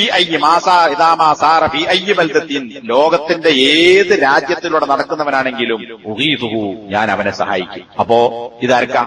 അള്ളാഹുവിന് മാത്രം അവകാശപ്പെട്ട ഇത്തരം കാര്യങ്ങളൊക്കെ അബ്ദുൽ ഖാദർ ജീലാനിക്കാണ് എന്ന് അദ്ദേഹം പറഞ്ഞിട്ടുണ്ട് എന്ന് ഈ ആളുകൾ കെട്ടിച്ചമച്ചുണ്ടാക്കിയിരിക്കും. അതൊക്കെ ശരിയാണ് എന്ന് വിശ്വസിക്കുന്നവരാണ്. ഇതുപോലെയാണ് ആറാമത്തെ കാര്യം സി എം മടവൂർ. അപ്പറഞ്ഞതൊക്കെ ഇവിടെ സി എം മടവൂരും വലിയ ചാർത്തി കൊടുത്തിട്ടുണ്ട്. ഞാൻ അതിലേക്ക് പോകുന്നില്ല. കാരണം മുദബ്ബിറുൽ ആലം, ലോകത്തെ നിയന്ത്രിക്കുന്നവൻ സി എം മടവൂരാണ് എന്ന് സമസ്തക്കാർ വിശ്വസിക്കുന്നു. പിന്നെ രോഗം മാറ്റാൻ, പോയ കിഡ്നി മാറ്റിവെക്കല്ല ഉണ്ടായിക്കൊണ്ടത്, ജയിലിൽ പോയിട്ട് ജയില് തുറന്നിട്ട് ആള് ഇറക്കിക്കൊണ്ടുവന്നത്, വിമാനം തിരിച്ചവൻ, മരിച്ചവരെ ജീവിപ്പിച്ചവൻ, ഇതൊക്കെ എന്താ റുബൂബിയത്തുള്ള ശിർക്കാണ്. അപ്പോ കഴിഞ്ഞ ക്ലാസ്സിൽ പറഞ്ഞ രണ്ട് കാര്യങ്ങളും ഇന്ന് പറഞ്ഞിട്ടുള്ള, അതായത് മക്ക മുശ്രിക്കുകൾക്കില്ലാത്ത ഒരു വിശ്വാസം ഉലൂഹിയത്തിൽ മാത്രമല്ല റുബൂബിയത്തിലും അള്ളാഹുവിൽ പങ്കുചേർക്കുക എന്ന് പറയുന്ന വളരെ ഗുരുതരമായ പിഴവ് സംഭവിച്ച ആളുകളാകുന്നു ആധുനിക മുശ്രിക്കുകൾ. ലാ ഇലാഹ ഇല്ലല്ലാഹ് മുഹമ്മദ് റസൂലുള്ളാഹ് ഒക്കെ ചൊല്ലി ഖുർആൻ അള്ളാഹുവിന്റെ ഗ്രന്ഥമാണെന്ന് അംഗീകരിച്ച് പരലോകമുണ്ട് എന്നൊക്കെ വിശ്വസിച്ച് നമസ്കാരവും നോമ്പും സക്കാത്തും ഹജ്ജും ഉംറയും സദഖയും നേർച്ചയും ഒക്കെ നിർവഹിക്കുന്ന ആളുകൾ, ഇതൊക്കെ ഉണ്ടായിട്ടും കാര്യമല്ല, ഇവർ മക്കയിലെ മുശ്രിക്കുകളെക്കാൾ കടുത്ത മുശ്രിക്കുകളാവും. നേരത്തെ വിശദീകരിച്ച് ഞാൻ ആവർത്തിക്കുന്നില്ല. മക്കയിലെ മുശ്രിക്കുകൾക്ക് പോലും ഇല്ലാത്ത വളരെ അപകടം പിടിച്ച 3 കാര്യങ്ങൾ ഈ ആളുകൾക്കുണ്ട്. അപ്പൊ പിന്നെ ഇവരെ എങ്ങനെ മുസ്ലിമാക്കാൻ പറ്റും? എങ്ങനെയാണ് മുസ്ലിമാണെന്ന് പറയുക? ഇവർക്കൊക്കെ എതിറുമ്പിൽ ജഹലുണ്ട്, അവരെ മുസ്ലിങ്ങളായി പരിഗണിക്കണം, പുതു മുസ്ലിമാണ് എന്ന് പറയാൻ എന്ത് വകുപ്പാണുള്ളത്? ഈ പറഞ്ഞതിന്റെ പുറമെ ഇവർ പറയുന്ന മഴ വർഷിപ്പിക്കുക, അരുവികൾ ഒഴിക്കുക, മരിച്ചവരെ ജീവിപ്പിക്കുക, ഇതൊക്കെ ഞാൻ മുമ്പ് പറഞ്ഞു പോയതാണ് ഇവിടെ തന്നെ. അതുപോലെ ജീലാനി അബ്ദുൽ ഖാദർ എങ്ങനെയാണ് മുഹീദ്ദീനായത്? ഖബർസ്ഥാനിൽ പോയിട്ട് അള്ളാഹുവിന്റെ കൽപ്പനയില്ലാതെ തന്നെ സ്വന്തം ഇഷ്ടമനുസരിച്ച് ഖബറിൽ കിടക്കുന്ന ആളെ ജീവിപ്പിച്ച് കാണിച്ചു കൊടുത്തു. അങ്ങനെയാണ് അബ്ദുൽ ഖാദർ മുഹീദ്ദീനായത് എന്നൊക്കെ മുമ്പ് ഞാൻ ഇവിടെ തന്നെ പറഞ്ഞിട്ടുണ്ട്. അതുകൊണ്ടാണ് ഞാൻ അതിലേക്കൊന്നും പോകാത്തത്. അപ്പൊ ഒരുപാട് ഈ റുബൂബിയത്തിൽപ്പെട്ട ശിർക്കൻ വിശ്വാസങ്ങൾ ഇവരിലുണ്ട്. ഇനി 9ാമത്തെ കാര്യം, 8 സംശയങ്ങളും അതിനെ സംബന്ധിച്ചുള്ള മറുപടികളുമാണ് ഇതുവരെ നമ്മൾ സംസാരിച്ചത്. ഇനി വായിക്കാൻ പോകുന്നത് ഖുബൂരികളായ ആളുകൾ ശൈഖിന്റെ കാലഘട്ടത്തിലെ, അതായത് അക്കാലഘട്ടത്തിലെ സമസ്ത, അറബി സമസ്ത, ഇത് മലയാളി സമസ്ത, ആ ആളുകൾ ചോദിക്കുന്ന മറ്റൊരു സംശയമാണ്. ശൈഖ് പറയുന്നത്, മോളിൽ പറഞ്ഞ കാര്യങ്ങളൊക്കെ കൃത്യമായി മനസ്സിലാക്കുക. ഇവരെക്കാൾ അപകടം കുറഞ്ഞ മക്കയിലെ മുശ്രിക്കുകളാണ് നബി സല്ലല്ലാഹു അലൈഹി വസല്ലമ യുദ്ധം ചെയ്തത്, ബദ്ർ ഉഹുദ് നടത്തിയത് ആരോടാ? സമസ്തക്കാരേക്കാൾ കുറഞ്ഞ ശിർക്ക് ചെയ്ത ആളുകളോടാണ്. ആ ആളുകൾ നബി ആരോട് യുദ്ധം ചെയ്തുവോ ആ മക്കയിലെ മുശ്രിക്കുകൾ അസഹ്ഹു ഉഖൂലൻ, ഏറ്റവും ശരിയായ ബുദ്ധിയുള്ളവരായിരുന്നു. വഅഖഫു ശിർക്കൻ, ശിർക്കിന്റെ വിഷയത്തിൽ ഏറ്റവും ഖഫീഫായ, ലോലമായ, ലഘുവായ ശിർക്ക് ചെയ്തവരുമായിരുന്നു. മിൻ ഹൗലായി, ഇവരെക്കാൾ. ശൈഖിന്റെ കാലഘട്ടത്തിലുള്ള സമസ്ത ക്കാൾ നല്ല ബുദ്ധിയുള്ളവരും ശിർക്കിന്റെ കാര്യത്തിൽ ഗൗരവം കുറഞ്ഞെന്നാണല്ലേ കഴിഞ്ഞ ക്ലാസ്സിൽ വിശദീകരിച്ചിട്ടുണ്ട്. ഇസ്ലാമെന്ന് പുറത്തു പോകുന്ന കാര്യത്തിൽ 2 തുല്യ. പക്ഷെ അതിന്റെ കാഠിന്യം നോക്കിയാൽ കാഠിന്യം കുറവ് മക്കയിലെ മുശ്രിക്കുകൾക്കാണ്. അപ്പോ ആ ആളുകൾ ഇവരെക്കാൾ ബുദ്ധിയുള്ളവരായിരുന്നു. കാരണം അവർക്ക് ലാ ഇലാഹ ഇല്ലല്ലാഹ് മനസ്സിലായി, ഇവർക്ക് ലാ ഇലാഹ ഇല്ലല്ലാഹ് തിരിഞ്ഞിട്ടില്ല. ഇത് നമ്മൾ മുമ്പ് വിശദീകരിച്ചതാണ്. അപ്പൊ ഇവരെക്കാൾ ശരിയായ ബുദ്ധിയും ശിർക്കിൽ കാഠിന്യം കുറഞ്ഞവരുമായിരുന്നു മക്കയിലെ മുശ്രിക്കുകൾ. ആ മുശ്രിക്കുകളോടാണ് നബി ബദറും ഉഹുദും ഒക്കെ നടത്തിയത് എന്ന കാര്യം ഇനി മനസ്സിലാക്കിയാൽ ഇനിയൊരു സംശയം ഇവർ നമ്മോട് ഉന്നയിക്കുന്നതായി കാണാം. ആ സംശയം നീ കൃത്യമായി മനസ്സിലാക്കണം. ഇവിടെ എന്താ ഷെയ്ഖ് പറഞ്ഞത്? ഷെയ്ഖിന്റെ കാലഘട്ടത്തിലുള്ള ശിർക്ക് ചെയ്യുന്ന അള്ളാഹു അല്ലാത്തവരോട് ദുആ ചെയ്യുന്നവരാണ് മക്കയിലെ കാലഘട്ടത്തിലെ മുശ്രിക്കുകളെക്കാൾ വളരെ കടുത്ത മുശ്രിക്കുകൾ എന്നാണ്. ഇത് പറയുമ്പോ ഷെയ്ഖിനോട് അക്കാലത്തെ ആളുകൾ ചോദിച്ച ഒരു ചോദ്യം, അതാണ് ഇവിടെ ഷെയ്ഖ് പറയാൻ പോണത്. അള്ളാഹു അല്ലാത്തവരോട് ദുആ ചെയ്യുന്നവൻ മുശ്രിക്കാണ് എന്ന് നമ്മൾ പറഞ്ഞാൽ നമ്മളോട് ഇവിടത്തെ സമസ്തക്കാരൻ ചോദിക്കുന്നതും, ഇനി ഒറിജിനൽ മുജാഹിദാണ്, 100% സലഫിയാണ് എന്ന് പറയുന്നവരും ചോദിക്കുന്ന ചോദ്യം ഷെയ്ഖിനോട് ഖുറാഫിയ ചോദിച്ചത്. ഇവിടെ തൗഹീദുള്ളവനും ചോദിക്കുന്നു ഈ ചോദ്യം. അത് ചോദ്യം കേൾക്കുമ്പോൾ മനസ്സിലാവും. അതെന്താണ്? വഹിയമിൻ അഅളമി ശുബഹിഹിം, ഈ ഖുബൂരികളുടെ സംശയങ്ങളിൽ ഏറ്റവും ഗുരുതരമായ ഒരു സംശയമാണിത്. അതുകൊണ്ട് ഫഅസ്ഗി സമഅക ലിജവാബിഹ, ഈ ചോദ്യത്തിന്റെ മറുപടി കേൾക്കാൻ വേണ്ടി നിന്റെ ചെവിയെ നീ വളരെ ശ്രദ്ധിച്ച് കൂർപ്പിച്ചു വെക്കണം. വെറുതെ കേട്ടാ പറ, ചോദ്യം കേൾക്കണം, ഉത്തരം അതിനേക്കാൾ കൃത്യമായി നീ കേൾക്കണം. എന്താണ് സംശയം? വഹിയ അന്നഹും യഖൂലു, ഷെയ്ഖിനോട് ഷെയ്ഖിന്റെ കാലഘട്ടത്തിലെ മുശ്രിക്കുകൾ ചോദിച്ചു, ഖുബൂരികൾ ചോദിച്ചു, ഇന്നല്ലദീന നസല ഫീഹിമുൽ ഖുർആൻ ലാ യഷ്ഹദൂന അല്ലാ ഇലാഹ ഇല്ലല്ലാഹ്. ഞാൻ ഒന്നുകൂടി കൃത്യമായി മനസ്സിലാൻ വേണ്ടി പറയാണ്, നബിന്റെ കാലഘട്ടത്തിലുള്ള മുശ്രിക്കുകളെക്കാൾ കഠിന ശിർക്കുള്ളവരാണ് ഇന്നത്തെ ഖുബൂരികൾ, ഖുറാഫികൾ, സൂഫികൾ എന്നാണ് ഷെയ്ഖ് പറയുന്നത്. അപ്പൊ എന്താ തിരിച്ചു ചോദിക്കുക? ഈ ആളുകളും ചില മുജാഹിദുകളും ചില സലഫികളും മുജാഹിദുകളും ചോദിക്കുന്ന ചോദ്യം എന്താ? രണ്ടും എങ്ങനെ ഒരുപോലാകുന്നത്? നബിന്റെ കാലഘട്ടത്തിലെ മുശ്രിക്കുകൾ ലാ യശ്ഹദൂന അല്ലാ ഇലാഹ ഇല്ലല്ലാഹ്, ലാ ഇലാഹ ഇല്ലല്ലാഹ് എന്നവർ പറഞ്ഞിട്ടില്ലല്ലോ. വയുകദ്ദിബൂന റസൂലല്ലാഹ്, റസൂൽ സല്ലല്ലാഹു അലൈഹി വസല്ലം അവർ കളവാക്കിയിട്ടുണ്ടല്ലോ. മുഹമ്മദ് റസൂലുള്ളാഹ് എന്നും പറഞ്ഞിട്ടില്ലല്ലോ. എന്ന് പറഞ്ഞാൽ രണ്ട് സാക്ഷ്യവും ചൊല്ലിയവരല്ല ആര്? മക്കയിലെ മുശ്രിക്ക്. അപ്പൊ അത് രണ്ടും ചെല്ലാത്ത മക്കയിലെ മുശ്രിക്കിനേക്കാൾ കടുത്ത മുശ്രിക്കാണ് ഇപ്പോഴത്തെ ഖുബൂരി എന്നെങ്ങനെ പറയും? നമ്മളോടത്തെ മുജാഹിദ് ചോദിക്കില്ലേ, സെലഫി സൂപ്പർ സെലഫി എന്നവരും ചോദിക്കില്ലേ? ഇപ്പൊ കലിമ ചൊല്ലിയവനാണ്, രണ്ട് സാക്ഷ്യവചനങ്ങൾ ചൊല്ലിയവനാണ്, അള്ളാഹുണ്ടെന്ന് വിശ്വസിക്കുന്നവനാണ്, പരലോകമുണ്ടെന്ന് വിശ്വസിക്കുന്നവനാണ്, നമസ്കരിക്കുന്നവനാണ്, നോമ്പ് നിൽക്കുന്നവനാണ്, സക്കാത്ത് കൊടുക്കുന്നവനാണ്, ഖുർആൻ ഓതുന്നവനാണ്. പിന്നെ എങ്ങനെ ഇവ മുശ്രിക്കാണെന്ന് പറയും? ഇതിപ്പോ സെലഫികൾ ചോദിക്കുന്ന സെലഫി നമ്മളെ നാട്ടിലെ കുറച്ച് സെലഫികൾ, അതുപോലെ മുജാഹിദീങ്ങളും ചോദിക്കും. മുജാഹിദ് എന്നാൽ 3 ഗ്രൂപ്പുകാർ. വയുൻകിറൂനൽ ബഅസ, മക്കയിലെ മുശ്രിക്കുകൾ മരണശേഷം പിന്നൊരു എഴുന്നേൽപ്പുണ്ട്, ജീവിതമുണ്ട് എന്നതിനെയും അവർ നിരാകരിച്ചിരുന്നു. എല്ലാവരും അല്ല, കുറച്ചാളുകൾ. മക്കയിലെ മുശ്രിക്കുകളിൽ കുറഞ്ഞ ആളുകൾ മാത്രം പരലോകത്തെ നിഷേധിച്ചവരാണ്. ഭൂരിഭാഗം ആളുകൾക്കും ഇതിനുശേഷം ജീവിതമുണ്ട്. അതുകൊണ്ടാണല്ലോ ഇവർ ഞങ്ങൾക്ക് ശുപാർശക്കാരാണ് എന്നവർ പറഞ്ഞത്. ഹൗലായി ശുഫാഅന ഇൻദല്ലാഹ് എന്നത്. വയുകദ്ദിബൂനൽ ഖുർആന, നബിന്റെ കാലഘട്ടത്തിലുള്ള ആളുകൾ ഖുർആനെയും അംഗീകരിച്ചില്ല. വയജഅലൂനഹു സിഹ്റൻ, ഖുർആൻ എന്ന് പറഞ്ഞാൽ അത് വെറും ഒരു സിഹ്റാണ്, ആളുകളെ മയക്കാൻ ഏർപ്പാടാണ്, ശൈത്താന്റെ വർത്താനാണ്, മുഹമ്മദ് കെട്ടിണ്ടാക്കിയ പല കാര്യങ്ങളും കവിതയാണ്, പലതും പറഞ്ഞിട്ടുണ്ട്, ഭ്രാന്താണ് എന്നൊക്കെ പറഞ്ഞിട്ടുണ്ട്. ലാ ഇലാഹ ഇല്ലല്ലാഹ് എന്ന് ചൊല്ലിയില്ല, മുഹമ്മദ് റസൂലുള്ളാഹി എന്ന് ചൊല്ലിയില്ല, പരലോകമുണ്ട് എന്നവർ ചിലർ വിശ്വസിച്ചില്ല, ഖുർആന് അള്ളാഹുവിന്റെ ഗ്രന്ഥമായി അംഗീകരിച്ചില്ല. ഇതൊന്നും മക്കയിലെ മുശ്രിക്കുകൾ ഉണ്ടായിരുന്നില്ല. എന്നാൽ ഞങ്ങളോ? ആര്? സമസ്തക്കാരൻ ചോദിക്കാൻ, വനഹ്നു നശ്ഹദു അല്ലാ ഇലാഹ ഇല്ലല്ലാഹ്, ഞങ്ങൾ ലാ ഇലാഹ ചൊല്ലുന്നുണ്ടല്ലോ. വഅന്ന മുഹമ്മദ് റസൂലുള്ളാഹ്, മുഹമ്മദ് അള്ളാഹുവിന്റെ ദൂതനാണ് ഞങ്ങൾ ചൊല്ലുന്നുണ്ടല്ലോ. വനുസദ്ദിഖുൽ ഖുർആന, ഖുർആൻ ഞങ്ങൾ സത്യപ്പെടുന്നുണ്ടല്ലോ, ഇത് അള്ളാഹുവിന്റെ ഗ്രന്ഥമാണ്, കലാമാണ് നിങ്ങൾ സത്യപ്പെടുന്നുണ്ടല്ലോ. വനുഅ്മിനു ബിൽ ബഅസി, മരണശേഷം ഒരു ജീവിതമുണ്ട് നിങ്ങൾ വിശ്വസിക്കുന്നുണ്ടല്ലോ.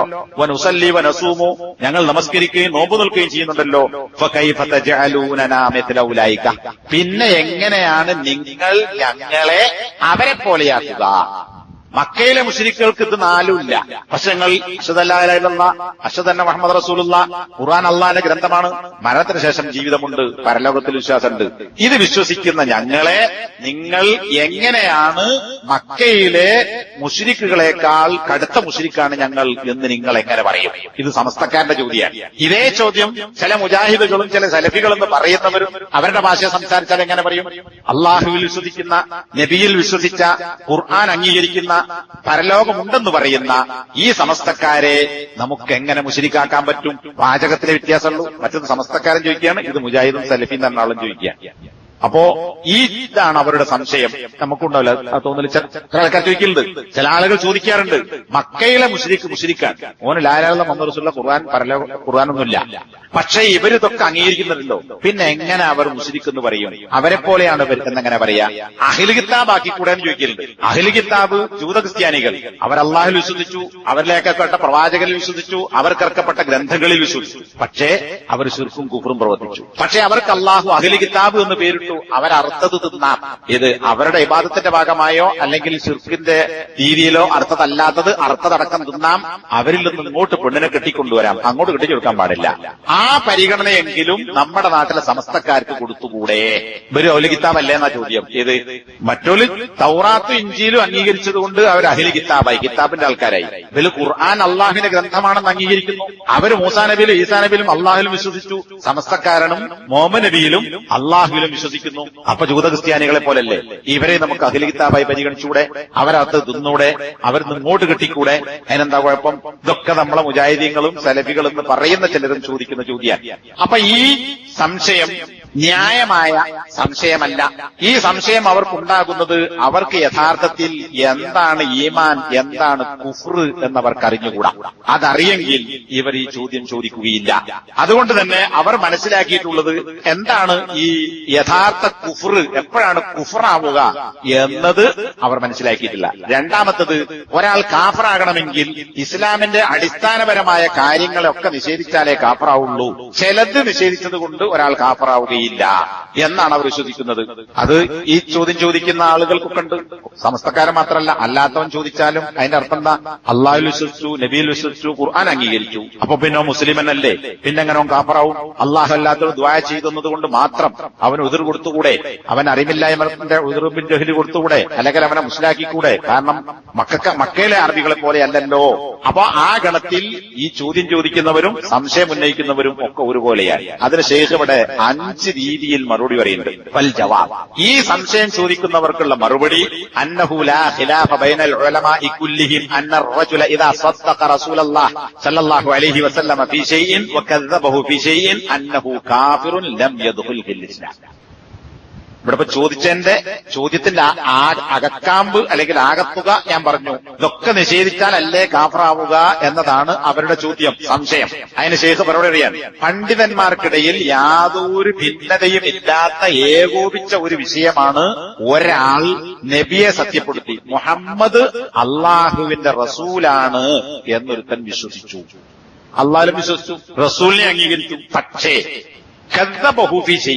മുഹമ്മദ് അള്ളാഹുവിന്റെ ദൂതനാണ് എന്ന് അംഗീകരിച്ച് സത്യപ്പെടുത്തിയ ഒരുത്തൻ നബി സല്ലല്ലാഹു അലൈഹി വസല്ലമ കൊണ്ടുവന്ന കാര്യത്തിൽപ്പെട്ട ഏതെങ്കിലും ഒരു കാര്യത്തെ അവൻ കളവാക്കി. മുഹമ്മദ് അള്ളാഹുവിന്റെ നബി അല്ല എന്നോ പറയില്ല, മുഹമ്മദ് അള്ളാഹുവിന്റെ ദൂതനാണ്, നബി കൊണ്ടുവന്ന കാര്യങ്ങളൊക്കെ ശരിയാണ്, പക്ഷേ ഈ ഒരു കാര്യം ഞാൻ അംഗീകരിക്കുന്നില്ല.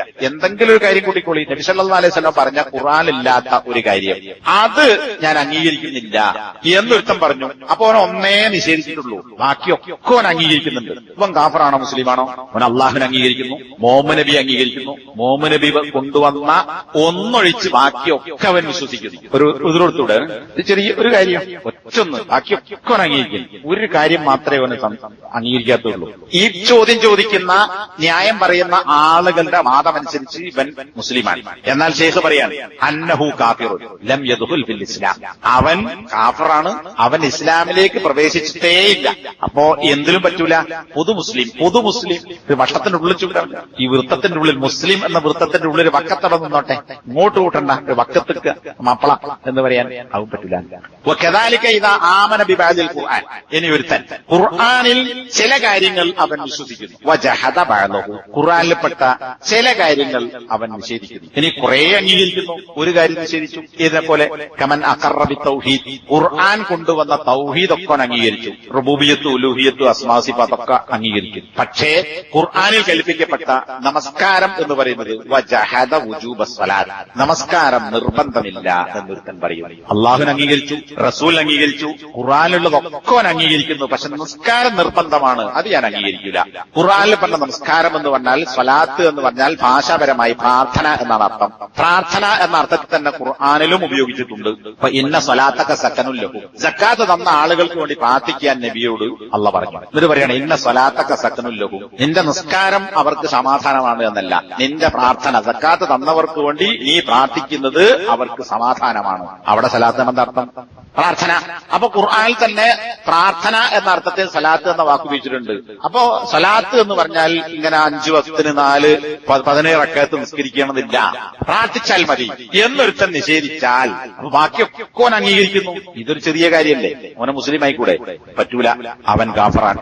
ഇനി മൂന്നാമതായി അഖറ ബിത്തൗഹീദി വസ്സലാത്ത്, ഒരുത്തൻ തൗഹീദും അംഗീകരിച്ചു, നിസ്കരിക്കണം അതും അംഗീകരിച്ചു, പക്ഷേ വജഹദ വുജൂബ സക്കാത്ത്, സക്കാത്ത് നിർബന്ധമാണ് എന്നതൊന്നും നിഷേധിച്ചു. നിസ്കരിച്ചോളാം, ബാക്കി എല്ലാ കാര്യം ഞാൻ അംഗീകരിച്ചോളാം, അള്ളാഹനെ മാത്രം ദുആ ചെയ്തോളാം, ശിർക്ക് തന്നെ സംഗതിയേ ചെയ്യൂല, പറയൂല, അങ്ങനെ വിശ്വാസവുമില്ല, പക്ഷെ സക്കാത്ത് ഞാൻ തരൂല. ഔ അഖറ ബിഹാദാ കുല്ലിഹി, അല്ലെങ്കിൽ തൗഹീദ് അംഗീകരിച്ചു, നമസ്കാരം അംഗീകരിച്ചു, സക്കാത്ത് അംഗീകരിച്ചു, അവൻ നോമ്പ് നോൽക്കുകയില്ല, അതിനവൻ നിഷേധിച്ചു, റമളാനിലെ നോമ്പ്. ഔ അഖറ ബിഹാദാ കുല്ലിഹി, അല്ലെങ്കിൽ ഇത് 4 അംഗീകരിച്ചു, ഇത് തൗഹീദ് അംഗീകരിച്ചു, നമസ്കാരം അംഗീകരിച്ചു, സക്കാത്ത് അംഗീകരിച്ചു, നോമ്പ് അംഗീകരിച്ചു, വജഹദ വുജൂബൽ ഹജ്ജ്, ഹജ്ജ് നിർബന്ധമല്ല എന്നൊരുത്തം പറഞ്ഞാൽ ഇവ മുസ്ലിം ആകുമോ? ഇല്ല. ഇതൊക്കെ ചെയ്യുന്നുണ്ട്, ഒറ്റ കാര്യം നിശ്ചയിച്ചിട്ടുള്ളൂ, ഓ മുസ്ലിം അല്ല, ഖാഫറാണ്, ഇസ്ലാമിന്റെ വൃത്തത്തിൽ ഉൾപ്പെടുത്താൻ പറ്റില്ല. വലമ്മ ലം യൻഖദ് ഉനാസുൻ ഫീ സമനി നബി സല്ലല്ലാഹു അലൈഹി വസല്ലം ലിൽ ഹജ്ജ്, നബി സല്ലല്ലാഹു അലൈഹി വസല്ലം കാലഘട്ടത്തിൽ ചില ആളുകൾ ഹജ്ജ് അംഗീകരിച്ചില്ല. ഇത് മുസ്ലിങ്ങളല്ല. ഹജ്ജിന്റെ ആയത്തിറങ്ങിയപ്പോ ജൂത ക്രിസ്ത്യാനികൾ ഞങ്ങൾ ഹജ്ജ് ചെയ്യൂല എന്ന് പറഞ്ഞു എന്ന് ഇബ്നു അബ്ബാസിന്റെ മൗലയായിരുന്ന ഇക്രിമ എന്ന താബിഈ പണ്ഡിതനും അങ്ങനെ പലരും ഉദ്ധരിച്ചതായി കാണാം. ജൂത ക്രിസ്ത്യാനികൾ ഹജ്ജ് ചെയ്യില്ല എന്ന് പറഞ്ഞു. ഏതാകട്ടെ, അങ്ങനെ കുറച്ച് ആളുകൾ ഹജ്ജ് നിഷേധിച്ചു. അപ്പോഴാണ് അള്ളാഹു ആയത്തിറക്കിയത് വലില്ലാഹി അലന്നാസി ഹിജ്ജുൽ ബൈത്തി മൻ ഇസ്തതാഅ ഇലൈഹി സബീല. എന്നിട്ട് എന്ത് പറഞ്ഞു? വമൻ കഫറ, ആരെങ്കിലും നിഷേധിച്ചാൽ. ഇവിടെ എന്തിനെ നിഷേധിച്ചാൽ? ഹജ്ജ് ചെയ്യുകയില്ല എന്ന് നിഷേധിച്ചാൽ എല്ലാ കുഫറും പെടും. ഇവിടെ തൊട്ടു മുമ്പ് പറഞ്ഞത് ഹജ്ജിനെ സംബന്ധിച്ചാണ്. അപ്പൊ വമൻ കഫറ എന്ന് പറഞ്ഞാൽ ഹജ്ജ് എന്നതിനെ നിഷേധിച്ചാൽ ഫഇന്നല്ലാഹ ഗനിയ്യുൻ അനിൽ ആലമീൻ, അള്ളാഹു ലോകരിൽ നിന്ന് ഐശ്വര്യവാനാണ്. അള്ളാഹ് നിങ്ങൾ ഹജ്ജ് ചെയ്തോളുന്ന ഒരു കാര്യമില്ല. ഹജ്ജ് ചെയ്തിട്ട് അള്ളാഹ് ഒന്നും കൂടാനില്ല, ചെയ്തിട്ടൊന്നും കുറയാനുമില്ല. അള്ളാഹു തന്നെയാണ്, കൂടില്ല കുറയൂല. അതുകൊണ്ട് ലോകരിൽ നിന്ന് അള്ളാഹു ധന്യനാണ് ആരെങ്കിലും നിഷേധിച്ചാൽ. അപ്പൊ ഇവിടെ ഹജ്ജ് നിഷേധിച്ചാൽ അവൻ കാഫറായി എന്നതിന് ഇവിടെ ആയത്ത് തെളിവ് കൊടുത്താൽ. ഈ തൗഹീദ് പോലും അംഗീകരിച്ച ഒരുത്തൻ, അല്ലെങ്കിൽ പ്രവാചകൻ അംഗീകരിച്ചവൻ പ്രവാചകൻ കൊണ്ടുവന്ന ഒരു കാര്യത്തെയോ, ഖുർആൻ അംഗീകരിക്കുന്നവൻ ഖുർആനിൽപ്പെട്ട ഒരു കാര്യത്തെയോ നിഷേധിച്ചാൽ അവൻ കാഫറായി എങ്കിൽ, ഇസ്ലാമിന്റെ അടിസ്ഥാനമായ തൗഹീദ് തന്നെ ഒരുത്തൻ നിഷേധിച്ചാൽ പിന്നെ ഓനെങ്ങനെ മുസ്ലിം ആവുന്നതാണ്? പിന്നെ എങ്ങനെ മുസ്ലിമാക്കാൻ പറ്റും? നിസ്കരിക്കൂല എന്ന് ഒരുത്തൻ കാഫറാണെങ്കിൽ അള്ളാഹു അല്ലാത്തവരെ ആരാധിക്കുമെന്ന് പറയുന്നവൻ പിന്നെ എങ്ങനെയാണ് മുസ്ലിം ആവുക? അതിനാണ് ഷേഖ് ഈ മറുപടികളൊക്കെ പറഞ്ഞുകൊണ്ടുവരുന്നത്. കാരണം ഏറ്റവും തൗഹീദ് ഉള്ളവനല്ല നിസ്കരിക്കേണ്ടത്, തൗഹീദ് ഇല്ലാത്ത നിസ്കരിച്ചിട്ട് കാര്യമുണ്ടോ? അപ്പൊ തൗഹീദ് അംഗീകരിക്കാത്ത പിന്നെ നിസ്കരിച്ച എന്താ കാര്യം? നിസ്കാരം തന്നെ ഒഴിവാക്കിയാൽ ഒരുത്തൻ കാഫറാണെങ്കിൽ തൗഹീദ് തന്നെ എതിർത്ത് അള്ളാഹു അല്ലാത്തവരോട് ദുആ ചെയ്ത് അള്ളാഹുവിന്റെ സൃഷ്ടികളായ ആളുകളെ അള്ളാഹുവിന്റെ മേലെ അബ്ദുൽ ഖാദർ ജീലാനിയെയും നബിയെയും ദിഫായ് ശേഖിനെയും CM മടവൂരിനെയും ഒക്കെ കൊണ്ടുപോയി വെക്കുന്ന ഈ നാട്ടിലെ ഖുറാഫി, കുബൂരി, സൂഫി, സമസ്ത എന്ന് പറയുന്ന ആളുകൾ പിന്നെ എങ്ങനെ മുസ്ലിമാകും? അവരെ നമുക്ക് ഇതൊക്കെ അംഗീകരിക്കണ്ടല്ലോ. പിന്നെ ഒരു ചെറിയൊരു അള്ളാഹു അല്ലാത്തവരുടെ ദുആ നടത്തുന്നല്ലോ, അത് വിവരമില്ലായിട്ടല്ലേ ഓനെ കൂടി മുസ്ലിമാക്കി കൂടെ എന്ന് ചോദിച്ചാൽ ഇവർക്കൊക്കെ ഉള്ള